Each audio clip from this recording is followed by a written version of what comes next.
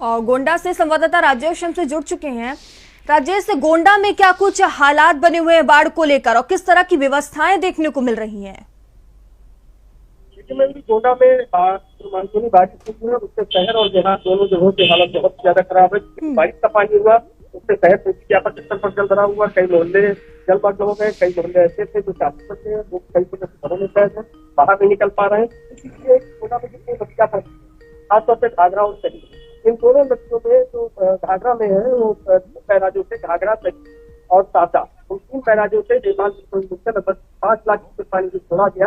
पहले से भी यहाँ पे 3 लाख क्यूसेक पानी चार्ज हो रहा था, 5 लाख क्यूसेक पानी और तो जगह तो टोटल 8 लाख क्यूसेक पानी छोड़ा गया।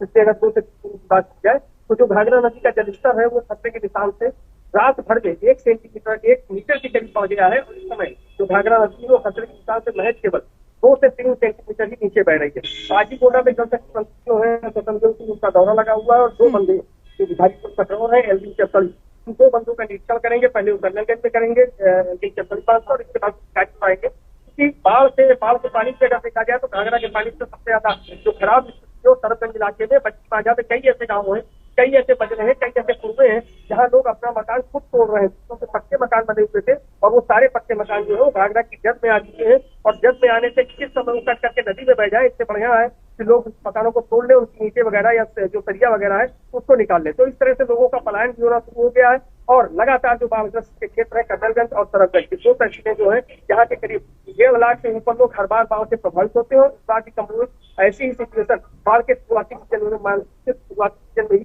देखने को मिली है। किस तरह से पहाड़ों पर बारिश हो रही है और जो पानी नेपाल की ओर से छोड़ा जा रहा है वो कहीं ना कहीं घाघरा में दबाव बना रहा है। और उससे जो बड़ी नदियां हैं वो तो बड़ी बड़ी है, चाहे छोटी नदियां हैं, चाहे टेढ़ी की बात करें, चाहे बिजली की बात करें या फिर मनोरमा की बात करें या फिर कुआनो नदी की बात करें, सारी की सारी नदियां जो है उनका जलस्तर बढ़ गया है। जो छोटे छोटे नाले हैं वो भी पूरी तरीके से उपना गए हैं। लोगों के पास जो जानवर है उनको चराने की जगह नहीं बची है। इसके अलावा गाँव के जो कच्चे रास्ते हैं पानी डूबे हैं, शहर के जो मोहल्ले हैं उसमें पानी भरा हुआ है। तो पानी से अगर देखा जाए तो पिछले 5-6 दिनों से लगातार बरसात होती है, उसमें व्यापक स्तर पर तबाही मचाई हुई है और लोग अपने घरों में पूरी तरह से कैद हैं। एक जो शहर में एक मोहल्ला पड़ता है, जो कैलाशपुरी, जिस तरह से राजेश आप बता रहे हैं कि जिस तरह से हालात है, लोग अपने घर में कैद हो गए हैं, तो किस तरह की व्यवस्थाएं देखने को मिल रही है? क्या उन्हें कोई राहत बचाव कार्य दिया जा रहा है? किस तरह की व्यवस्था? ये अंदाजा इसी से लगाया जा सकता है कि शहर यानी कि शहर की सरकार से उम्मीद की जाती है कि वो बारिश के पहले सारे नालों की निकासी करा दे ताकि वहाँ से पानी निकलने लगे, उनकी साफ सफाई करा दे, ड्रेनेज सिस्टम सही हो जाए। लेकिन वो ड्रेनेज सिस्टम अगर देखा जाए तो कहीं ना कहीं शहर में ही लागू होता नहीं दिखाई दे रहा है। दुखरानाथ मंदिर जो शहर का एक सबसे प्रसिद्ध, क्या पूरे जिले का सबसे प्रसिद्ध मंदिर माना जाता है, उसी के ठीक पीछे नारी ज्ञान स्कूल पड़ता है और बगल में ही न्यू कैलाशपुरी मोहल्ला है। वहाँ के लोग पिछले 3 दिनों से अपने घरों में कैद है।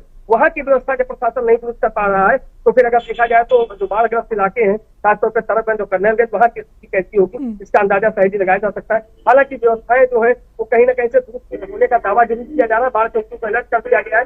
लेकिन जो गांव घर के इलाके हैं वो कहीं ना कहीं इस पानी से बहुत ज्यादा लोग परेशान हैं और उसकी वजह से लोगों का पलायन भी कहीं ना कहीं से होता हुआ नजर आ रहा है। ठीक है, बने रहिएगा राजेश आप हमारे साथ। तो देखिए, स्थिति इस तरह से भयावह हो गई है कि लोग पलायन करने को मजबूर हो गए हैं और ये अलग अलग जगह की हम आपको तस्वीरें दिखा रहे हैं। तस्वीरें आप देख सकते हैं, लोग इधर से उधर जाने के लिए नाव का सहारा ले रहे हैं, यहाँ तक कि लोग अपने गाँव तक छोड़ रहे हैं।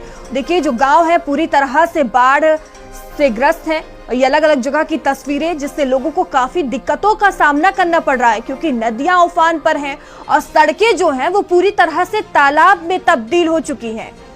और यूपी से बिहार तक यही हालात देखने को मिल रहा है। ये तस्वीरें आप देख सकते हैं, तस्वीरें ही देखकर आप अंदाजा लगा सकते हैं कि किस तरह से लोगों को दिक्कतों का सामना करना पड़ रहा होगा। देखिए, घरों तक में पानी घुस गया है, लोग अपने घर को छोड़कर पलायन करने को मजबूर हो गए। देखिए, नाव का सहारा लिया जा रहा है।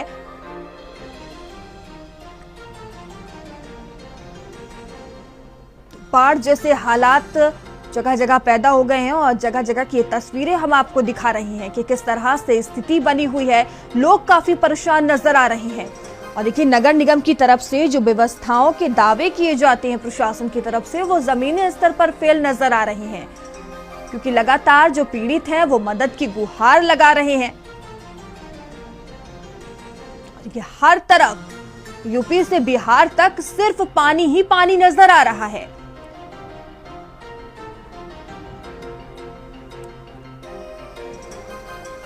और राजेश लगातार हमारे साथ बने हुए हैं। राजेश, अभी मौजूदा स्थिति की बात की जाए तो क्या कुछ देखने को मिल रहा है? क्योंकि देखिए, मौसम विभाग की तरफ से कहा गया है कि 3 से 4 दिन और भी बारिश हो सकती है, तो क्या हालात और भी भयावह देखने को मिल सकते हैं?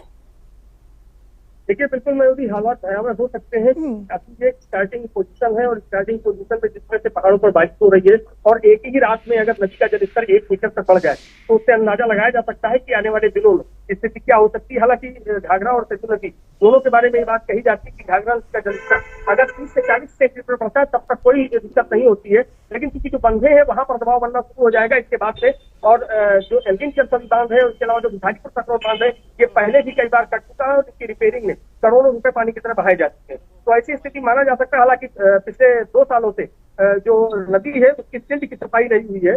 जो नदी में जो काम किया जाता था, जो नदी की जो बालू है उसको खोद के जो किनारे पर लाया जाता तो वो काम पिछले साल नहीं हुआ है। इसके पहले हुआ था, इस वजह से नदी ने बंधों की कटान नहीं की थी। 2021 में बंधा जरूर कटा था।